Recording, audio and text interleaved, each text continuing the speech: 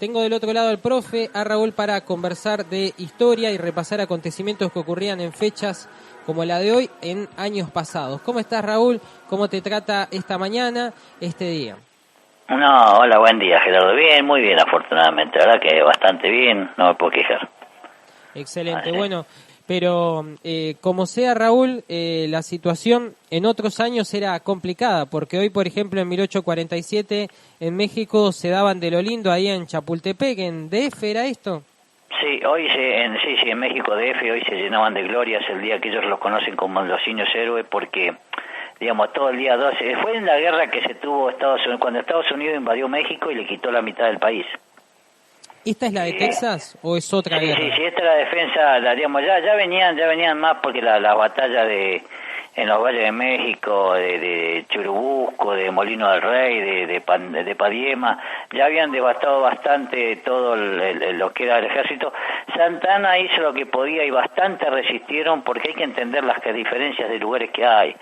México estaba destruido económicamente, mientras Estados Unidos había tenido 50 años de tranquilidad, quitando la invasión que había tenido en su capital, cuando le prendieron fuego los canadienses, los ingleses. Había tenido una prosperidad increíble, habían empezado a ocupar informalmente los valles de la zona llana del estado de Texas, habían tenido un crecimiento económico sostenido, se habían modernizado, y México venía de guerra en guerra, y la mayor riqueza que eran las minas, eran minas de profundidad que requerían mantenimiento, las guerras descuidaron eso. Demasiado, porque siempre se carga las tintas sobre Santa Anna, que manejó muy mal la guerra. Esta es una batalla que sí realmente la manejó muy mal, porque con 5.000 efectivos se mantuvo dentro de lo que es México, se mantuvo en las zonas del bosque de lo que es la zona de Chapultepec, y en realidad los americanos entraron por otro lado. Durante todo el día del 12 de septiembre de 1847 había pasado con la artillería de los Estados Unidos. El ejército de los Estados Unidos había invadido a la República Mexicana, ya estaban las puertas, y este era el asalto final, y acá se llegó a pelear hasta con chicos de 12 años. Tremendo, por eso se conoce como la batalla de los niños héroes. Exactamente, una vez rodeada la defensa oriental del Valle de México, los estadounidenses, digamos, derrotaron completamente al ejército mexicano en 3 batallas fundamentales, que fueron Padiema, Churubusco y Molino del Rey, que fue una masacre. Solo quedaba que el ejército entrara a la capital, al cerro Chapultepec, y que no era una fortaleza, sino, pues dicen el castillo, no, sino era un antiguo castillo de la vieja época de los virreyes, y que no, entonces no había nada, había solamente un colegio militar, como si hoy fuera el liceo. Sí. No obstante, bueno, alrededor se habían organizado una defensa, se había fortificado. No pelearon grandes efectivos, no hay que imaginarse miles y miles, sino que los 5.000 efectivos que Santa Anna, cuando se llegó a Santa Anna con los 5.000 efectivos ya había pasado la batalla y habían matado a todo el mundo. Acá hubo 100 cadetes del colegio militar y 600 efectivos, y entre ellos muchísimos irlandeses, a los cuales a los irlandeses, digamos, el ejército de Estados Unidos había incorporado compulsivamente muchos alemanes e irlandeses. Cuando llegaron acá se dieron cuenta que eran católicos los mexicanos y se desertaron, y se formó lo que llamó el conocido como el batallón de San Blas o el batallón de San Patricio. Y sobre eso, especialmente el capitán John Reiling le llevó el mando de lo que era justamente el grupo de artillería. Ajá, pero digo, se entusiasmaron, ¿no?, al ver que eran católicos los mexicanos. Sí, se pasaron de los mexicanos y pelearon para ellos, y los Estados Unidos dieron un castigo ejemplar. Los agarraban, primero que eran los que más baja le producían a los Estados Unidos, a los americanos. Los irlandeses, sujetos formados previamente en otras batallas, destrozaban a los norteamericanos. Por eso cuando los agarraron, los consideraron traidores, peligrosos, y les dieron castigo ejemplar. En algunos casos, bueno, cuando tomaron el castillo de Chapultepec y alzaron la bandera, empezaron a ejecutar a todos los irlandeses que quedaban. Y en otros casos, como el asalto la batalla del Molino, qué sé yo, los azotaron, le daban 50 azotes, les quemaban la cara con un hierro caliente con la palabra de desertor, y los ahorcaron a todos casi. Bueno, después de que me dan 50 azotes y me queman la cara, con gusto Sí, me ahorco, ¿no? matame, sí, no. Acá hay que decir que, digamos, si bien México pierde la batalla, habían 800 hombres nada más para resistir. Eso parece que los latinos tenemos el mismo defecto con los anglosajones. Y digamos, cuando el 13 de septiembre comienza el bombardeo de hostigamiento, y al comienzo, a las 8 de la mañana, después del bombardeo, comienza el avance de el batallón de San Blas, digamos, porque el general Santana envía el batallón de San Blas porque manda la mejor tropa auxiliar que tenía a Chapultepec. Se organiza la defensa y hasta en ese momento, cuando hablamos de los soldados, de los cadetes, estamos hablando de chicos de 12 años, Gerardo. Sí, como San Martín recién entrado al ejército allí en España. Exactamente.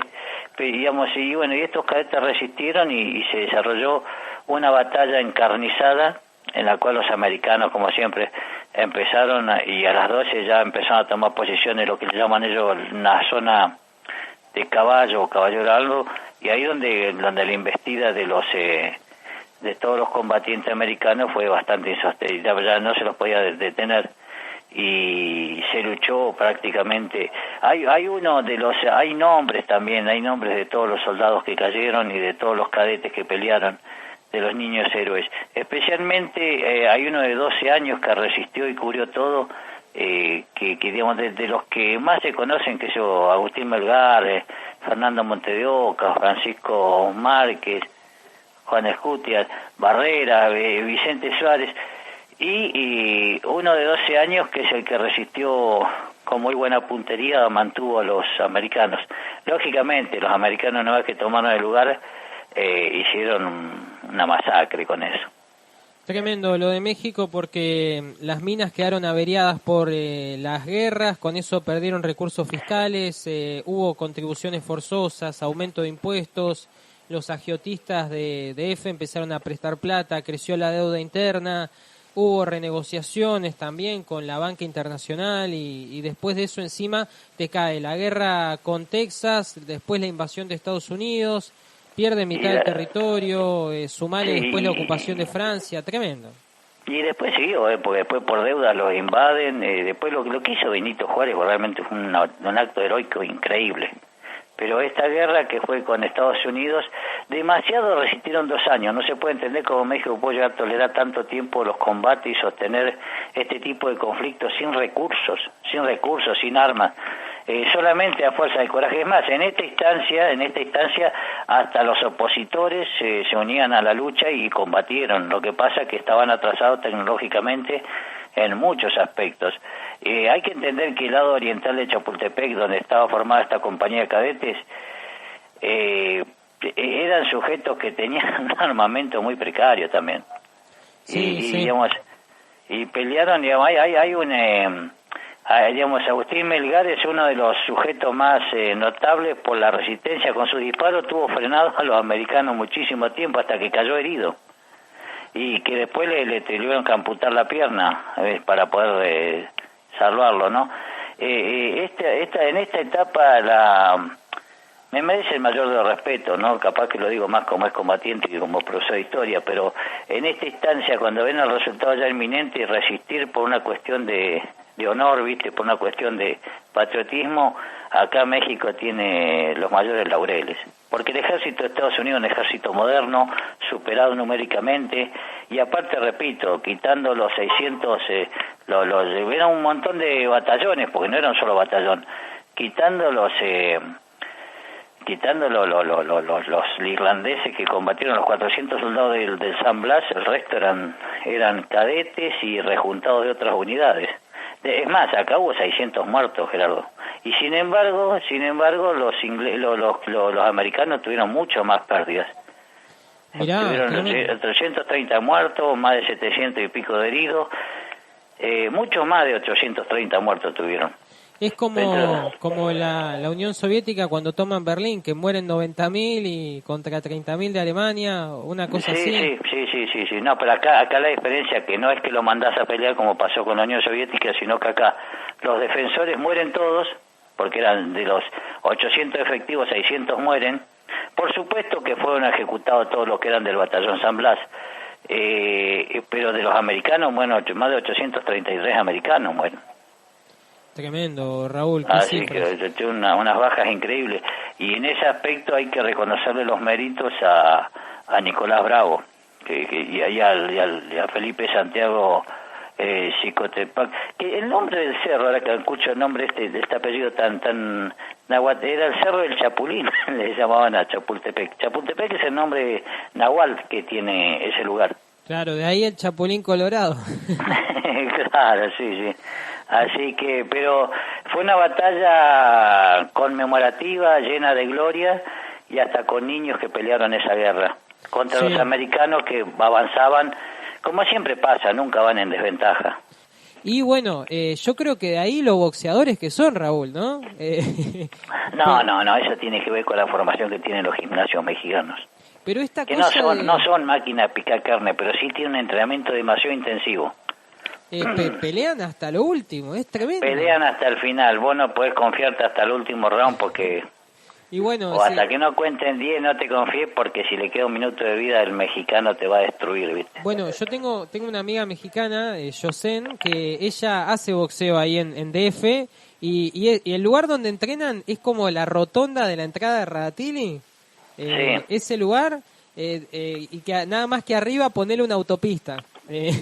Ahí es el entrenamiento, piso de tierra, y parece una escena de Amores Perros, porque me contaba todo, viste, las botellas llenas de arena, para nada andar usando pesas, todo bien artesanal. Sí, no, todo rudimentario. ¿Cómo nos pasa a nosotros también? No vaya, vos conocés el gimnasio número 1.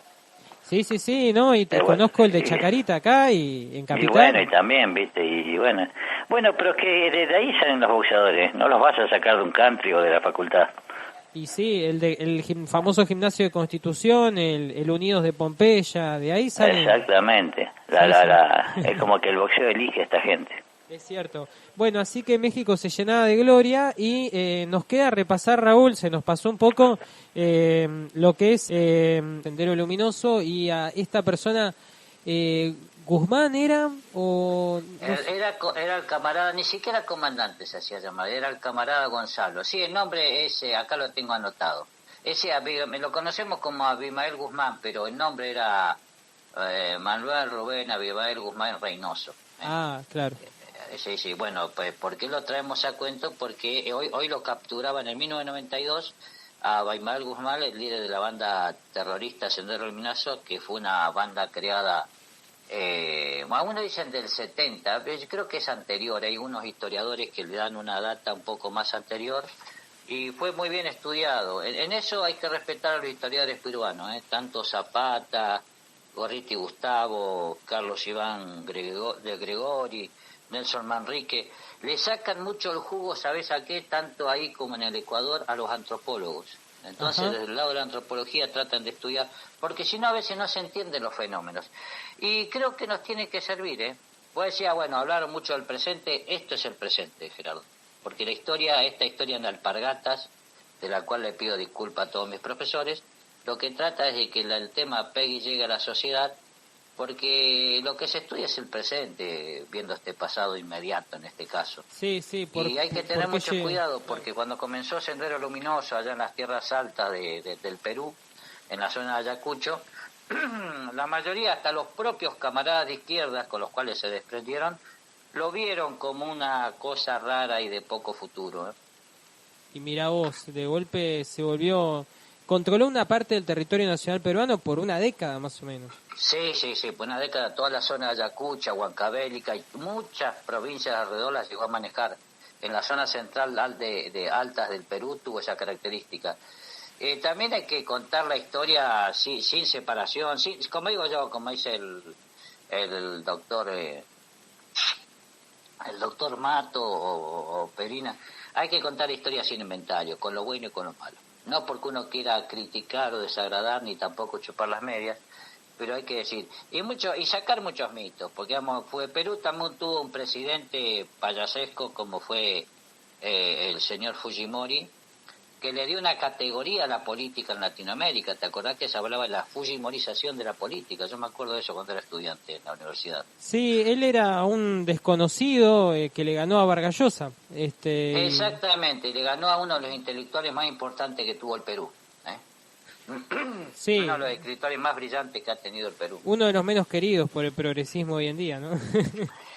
Sí, a veces no hay que mezclar. Yo por culpa de eso he sido un ignorante con Borges. ¿Sí? Escribe muy bien Vargas Llosa. Escribe muy bien, hay que reconocerle que los cuentos que escribe son muy buenos. Sí. Pero bueno, tiene esto. Y bueno, lo que hay que decir en esto, hoy caía, pero que no fue como Sendero Luminoso. No fue Fujimori quien el 12 del 92 lo capturó en la calle 1 de lo que era La Calera, ¿eh? El que lo atrapó en realidad era a Beal Guzmán y a Elena Iparraguirre, que era su segunda, y toda la cúpula no fue él. Él estaba pescando en la selva en ese momento. Eso vamos a decir en honor a la verdad, que se merece la historia. Fujimori era muy de la política show, como Color de Melo, como también lo fue Menem en su momento. Sí, también, etapa, con la Ferrari. Se había que bailar. Es más, Fujimori hizo la campaña política vestido de karateca y jamás hizo karate. Claro. Sí, como Boris Johnson, Trump, estos tipos de ahora también. Claro, era como, sí, que se parece un poco, que es distinto Bolsonaro, pero bueno, Fujimori tuvo estas características en su etapa, digamos, en su etapa más complicada de la política. Así terminó también, ¿no? Pero en 1992 logra caer este sujeto. No fue el que lo atrapó, sino que lo atrapó. El que lo atrapó en realidad fue el teniente general Marco Miyahiro, eso es apellido. Y que fue producto de la operación que organizó ellos tienen una agencia que tiene un nombre raro, no sé, lo que nosotros decíamos, sí, ellos le dicen HEIN, que es la Dirección Nacional contra de Inteligencia, ¿no? Claro, Nacional. como la CIDE acá. Claro, la HEIN fue la que planificó todo y el que llevó la operación y hizo sus partes. Ahí se toman los historiadores, como Zapata, como Borriti, como De Gregori, como Manrique, es también un historiador serio, y dicen que sí, lo atraparon a ella, a toda la cúpula, y que yo calculo que Miyahiro, cuando le adjudica cierto conocimiento a Fujimori, creo que lo traiciona, que es paisano igual que él, ¿no? Ajá, pero Raúl, ¿lo entregaron o lo capturaron entonces? No, lo capturaron, no lo entregó a nadie. Eso fue un seguimiento, fue producto. Hay que decir que el sendero, no sé, ¿querés preguntarme algo? Pues por ahí no sé cómo manejarlo, este tema tan delicado. Yo tengo entendido que como suele pasar con la FARC, con el MLN, con el Ejército de Liberación Nacional de Colombia, en Argentina hasta con Montoneros, arranca siendo un movimiento de izquierda que cuando agarran poder y cierta caja chica se termina pervirtiendo y a lo último terminan siendo narcotraficantes como las maras en Centroamérica. Te lo digo. No es este caso. ¿No es este caso? Hay que decirlo, no, la verdad, Abimael Guzmán cuando cae no tenía esa relación con el narcotráfico. Bien. Si después los resabios que quedaron de Sendero Luminoso se terminaron uniendo en la sierra con el narcotráfico, es muy actual y nada tiene que ver con este movimiento. No. En eso no tiene absolutamente nada que ver. Como también hay que reconocer que los montoneros tienen su base en la Acción Católica. Los integrantes de los montoneros no son de izquierda, después se van a acomodar a la izquierda, pero tanto sus bases, sus dirigentes más clásicos, con el desgraciado de Firmenich, nacen en la Acción Católica. Surgen de ahí y con el tiempo se van peronizando y con el tiempo se van buscando a la izquierda. No. En este caso, el movimiento Sendero Luminoso creo que tuvo su debut, se presentó en sociedad, así como lo hizo Septiembre Negro en las Olimpiadas que hablábamos del último encuentro. Sí. Fue el 17 de mayo del 80, cuando recién comenzaba la democracia en Guzmán, en Perú, que ganó Belaúnde Terry, y consistió en una acción de quemar urnas, ellos le llaman ánforas en las elecciones, y que justo en el debut en el pueblo de Chuchi. También hay que decir una rareza muy extraña. No es un movimiento, el movimiento Sendero Luminoso tiene su base no en Lima, como pasó en la mayoría de los movimientos latinoamericanos, en las capitales, sino que sentó sus bases en la ciudad de Huamanga, en la zona de Ayacucho. Es el único movimiento que no comenzó en Lima. Se inició y tuvo una práctica producto de la separación con 1964 entre la Unión Soviética y China. Ellos formaron parte, digamos. Perú tenía dos nombres, los pequineses y a los digamos al otro movimiento, no me acuerdo qué nombre le daban, pero eran bastante cómicos los nombres que tenían. Pero y después se basó puntualmente, ellos fueron al desprendimiento de lo que era todo el movimiento maoísta y aún se entraron a separar, y es un grupo de la fracción Bandera Roja, que fue un movimiento guerrillero efímero que desapareció, a diferencia de Patria Roja, que hasta hoy participa en las elecciones. Fue el primer grupo armado que se separó. Es más, la primera acción que tuvieron fue expulsar a grupos que ellos decían que eran de derecha porque no querían participar en la lucha armada. Y tuvo acciones terribles. No sé cómo explicarlo porque es muy muy delicado. Pero desde el principio entonces ellos abrazaron la opción por la lucha armada. La lucha armada, ellos le declararon la guerra al Estado y dijeron que iban a diferencia, por ejemplo, del movimiento Tupac Amaru que tuvieron en Perú, el Tupac Katari que actúan distinto. Ellos cuando subió Alan García tuvieron un año de tregua, hicieron alto el fuego, cosa que no, Sendero Luminoso le declaró la guerra.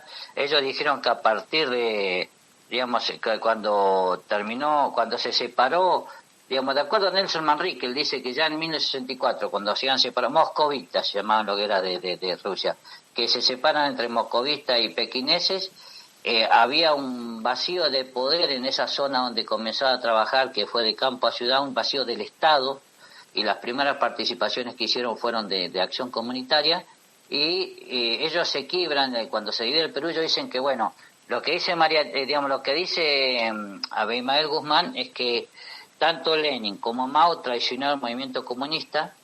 Por eso una segunda acción rara que no se entendería. La segunda acción de presentación armada fue una matanza de perros que colgaron en una ciudad de Cusco y le ataron unos perros con un cartel que decía "muera la perra". Y en realidad lo que estaba haciendo Israel Guzmán es un mensaje muy sofisticado, ¿no? Un mensaje donde condenaba a Xiaoping, que fue el que el que transformó la economía china. Hoy China es económicamente capitalista, si el caso. Bueno, él condenaba eso, por eso se consideraba la quinta espada del Partido Comunista, ¿no? Ajá, pero entonces no estaban ni con Lenin ni con Mao. No. Sí, quizás... Eso lo trabajó exactamente. No estaban ni con Lenin, ni con Mao, ni con nadie. Hoy hicieron, digamos, el que, digamos, es una izquierda mucho. ¿Son indianistas, Raúl? ¿Es una izquierda indianista? Sí. Y lamentablemente, justamente los que más sufrieron, todos los que sufrieron este accionar, la mayoría fueron de lengua quechua o de otra agrupación indígena, ¿no? Claro. O sea, la revolución la va a hacer los indígenas. Un poco me hace acordar al rey Inca de Belgrano, pero digo... Claro, no, yo te digo la verdad, Gerardo, acá lo que lamentablemente pasó, que la mayoría de lengua inca o de lengua quechua o de lengua llanica, de la cual mataron 10.000 miembros ellos porque se consideraron que los traicionaban, fueron los que sufrieron la consecuencia. Hay antropólogos que han estudiado esto seriamente y lo que le sufrieron con eso. Fue a comienzo de los 60 que ellos empezaron a organizar en la división, y que ahí comenzaron a armarse. Y bueno, ahí le pusieron, en esa misma organización, los primeros integrantes fueron justamente estudiantes y profesores de la SUTE, del Sindicato de Trabajadores Unido de Trabajadores de la Educación, y que le dieron, donde tuvieron su primera formación. Yo diría maoísta, pero no respetó el tema maoísta. Sí, este concepto maoísta, a diferencia de otros movimientos guerrilleros que habían tenido en los años 65 Perú, que eran el guerrillero básico de la base del foquismo del Che Guevara, que fue destruido por los militares. Ellos hicieron el sistema de Mao Zedong, digamos, hacer un movimiento donde no usaban uniforme, sino estaban vestidos como cualquiera, que tienen características muy especiales ellos, no sé Sí. cómo es encarar. Lo que encuentro en común con Mao es que el movimiento va del campo a la ciudad, ¿no? En vez de la ciudad al campo. Exactamente, se sostuvo ahí, se mantuvo ahí, ¿viste? Ellos estaban, según Antonio Zapata, un historiador, que dicen que ellos creían que estaban construyendo la historia a través de la guerra, estaban construyendo la democracia a través de la guerra. Eso, bueno, tiene su interpretación. La Argentina construyó la democracia a partir de la Guerra Malvinas. Pero Sí. bueno, ellos tenían eso. Hay autores como Borré Gustavo, dice que rescata que a Guzmán, por ejemplo, era indigenista porque a Guzmán lo llamaban Puca Inti, que quiere decir sol rojo, y también también históricamente le llamaban el doctor Shampoo, porque decían que te lavaba la cabeza. Y eso porque los primeros alumnos, los primeros formaciones que tuvo, no puedo decir cuadros, pero la primera especie de cuadros eran profesores y alumnos de la Universidad de San Cristóbal, de la cual era profesor él, ¿no? Qué importante estas figuras, viste, de los mediadores culturales, gente de clase media alta, que encuentra el caldo de cultivo y el fermento en las clases populares y trayendo conceptos de libros marxistas y demás, tratan de llevarlo a cabo con las clases populares y bueno, y se arman estos ensayos. Lo que pasa es que eso ha sido creación propia de él. Digamos, en este caso, el historiador José Carlos Agüero, que lo trabaja muy bien, este jovencito, él observa cómo Sendero Luminoso tenía su propia manera de contar la historia, su propio canon, su propia narrativa, y en la narrativa que tenía, de acuerdo a este historiador, ¿no?, que tenía este grupo, no había lugar, por ejemplo, para las individualidad, no había espacio bien. para los héroes, no ensalzan figuras individuales como el Che Guevara, qué sé yo, como el creador del Ejército Rojo en la Revolución Rusa, ¿viste? No, a Lenin, a Stalin, al que crea el Ejército Rojo, que lo matan en México, no lo crean así. Digamos, Sí. la única figura que dicen que tardíamente lo han incorporado es el camarada Gonzalo, que es el mismo. Y hay Claro. sujetos que lo han estudiado, de Gregori, que es un antropólogo que lo ha estudiado muy bien, decían que les sorprende que no siguen el lineamiento leninista, que no siguen el camino de las masas, donde no captaban jóvenes para ir a trabajar con las clases básicas del movimiento revolucionario, que eran los obreros, los campesinos, los pobres. Eran estudiantes y profesores, lo cual lo hace tan peligroso, ¿no?, a un docente cuando se hace líder, poder manejarlo, porque lo que tenían era el bagaje, el conocimiento y la manera de manejar y llegar a la gente. Sí, acordate la película La Ola, ¿te acordás? Exactamente. Se pasa de rosca. El problema es que esto se comenzó a organizar como un movimiento armado desde el vamos. Claro, el minuto Hay cero. un historiador, un antropólogo que sostiene que el mayor fortaleza del movimiento va a estar en la matriz ideológica, política, no en el capitán simbólico y político que va a crear Abimael Guzmán, no en la fuerza, en la organización militar propiamente dicho. Eso va a venir después. ¿Y cuál es el problema de eso, Gerardo? Que el problema es cuando vos le lavás la cabeza a la gente, por eso hay que tener cuidado con la RAM y meterse a ver quiénes están incentivando y estimulando este tipo de organizaciones, es la convicción que vos le das al combatiente. Eso lo hace tremendamente peligroso, Gerardo. Y porque si está convencido, más allá de una causa, si primero está convencido y después llega a la causa, es complicado, porque lo que pesa más es el convencimiento de la lucha armada antes que las ideas, ¿no? Claro, y comenzó a formar sus primeros militantes, no en los obreros, en los campesinos, en los sindicatos, inclusive el movimiento de izquierda lo veían con risa, así, estos son unos payasos, estos no están haciendo las cosas bien. Abimael Guzmán tuvo mucho predicamento, especialmente entre los docentes y los miembros del SUTE, del Sindicato Único de Trabajadores de la Educación. Sí. Y en eso iba a comenzar a crear un movimiento que después va a ser un tipo de combatiente bastante peligroso, Gerardo. Está bien que a esto hay que sumarle la torpeza del Estado. El Estado, por culpa nuestra, en su momento, cuando Belaúnde... Vamos a buscar un contexto de la época. En los 80 los que llegan son el queridísimo presidente liberal Belaúnde Terry, que nos ayudó en la guerra el otro extremo de los chilenos fue Belaúnde Terry, que inclusive tenía Pérez de Cuellar, peruano también, las Naciones Unidas, lo cual era la situación comprometidísima. Cometió un error de manejarse en el combate de la guerrilla con los asesores nuestros que quedaban. Ajá. Y primero crearon el grupo de la policía, los hinchis, que no conocían a la comunidad donde trabajaban. Era una comunidad que no se hablaba español, se hablaba quechua.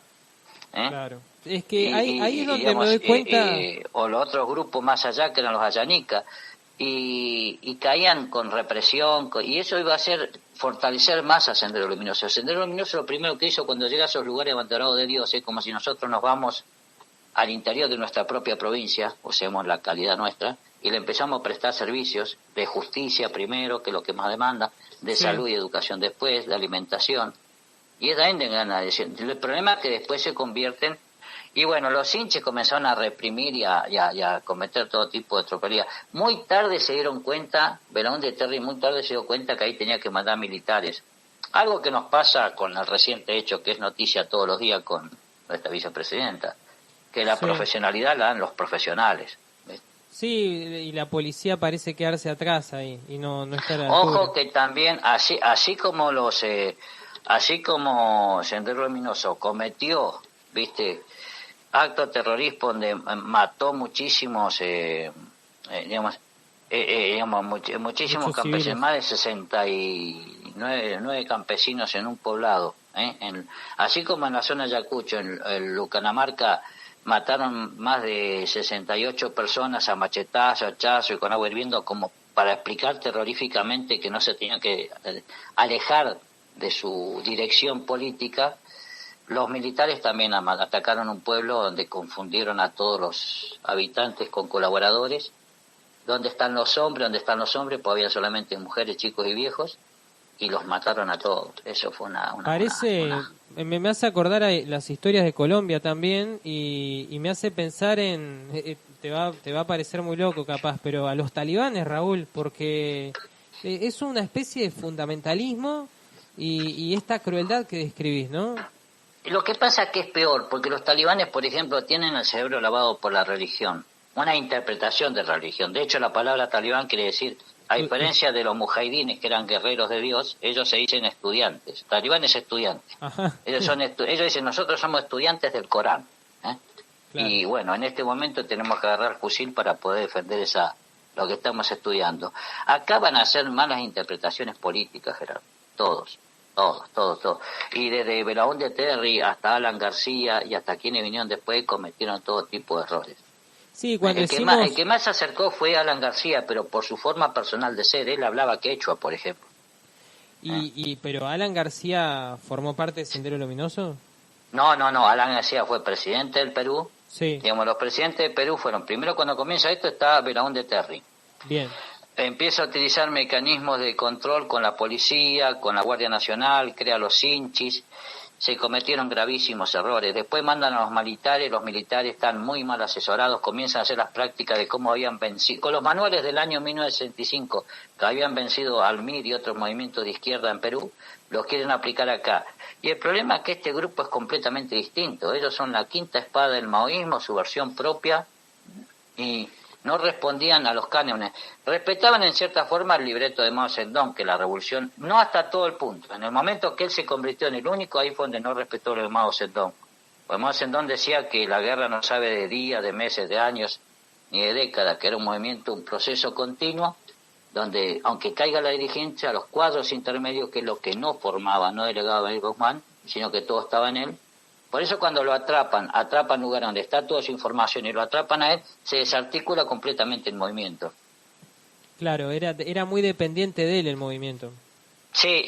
Y después, bueno, cuando ya toma ribete de crueldad, ya cuando, qué sé yo, en un momento atacan dos colectivos y lo que matan adentro, creyendo que es un acto revolucionario, son nada más que colimba, Gerardo. Eso le quita popularidad. Es que... los coches bomba, los asaltos, todo ese tipo de cosas, y a eso la barbarie de los militares que no conocían esa región. Pasa este tipo de cosas. Pues eso me cuesta tocarlo, pues es un tema muy delicado. No, lo que me queda claro es que en nombre de la revolución de un lado y en nombre de, no sé, la patria y el capitalismo del otro, se hicieron las peores atrocidades con la gente común, sencilla. Mira, viste, así como a la RAM, digamos, no le entendemos bien, que sabemos más o menos que quieren, un estado territorial argentino-chileno. Bueno, acá Sendero Luminoso tuvo la misma característica.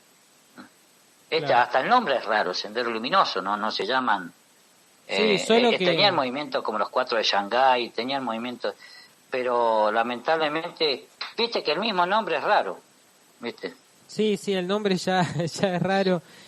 Bueno, pero igual, Raúl... El nombre se lo deben a... ¿Cómo explicar?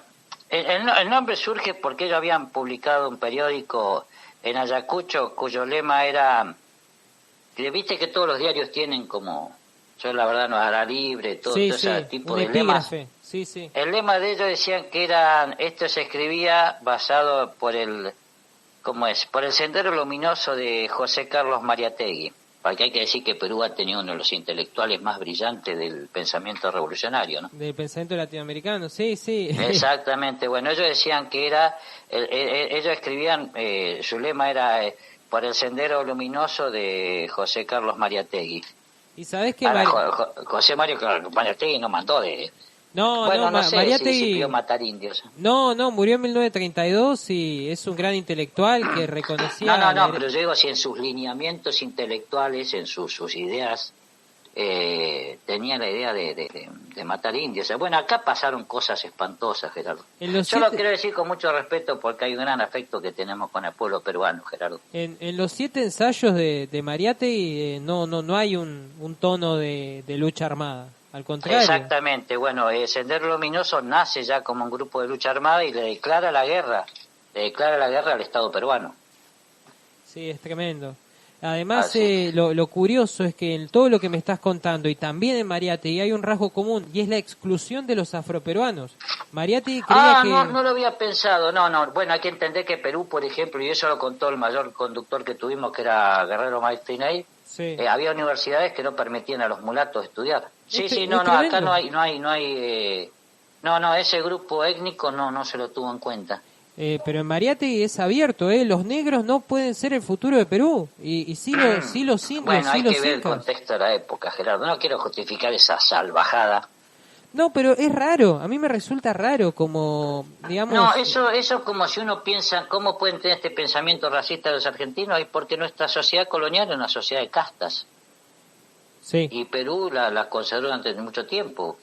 Perú tuvo una gran migración de esclavos, una gran migración de chinos, una gran migración de todo, igual que nosotros. Y volviendo al punto cero de la charla, Raúl, ahora entiendo también por qué a los antropólogos les queda más cerca el tema. Estamos hablando de comunidades que la palabra occidental les queda un poco lejos. Es tan lejos como la luna para ellos. Claro, entonces necesitas... Ahí te repito, muchos rescatan cómo lo llamaban a... Bueno, y es ahí donde Abimael Guzmán hace sus movimientos.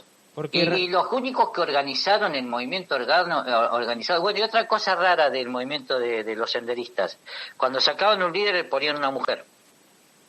Y bueno, fue ahí donde comenzó también el Estado de avivarse, cuando comenzaron a armar a los campesinos. Alan García lo hizo, cosa que vos sabés lo que yo opino sobre eso.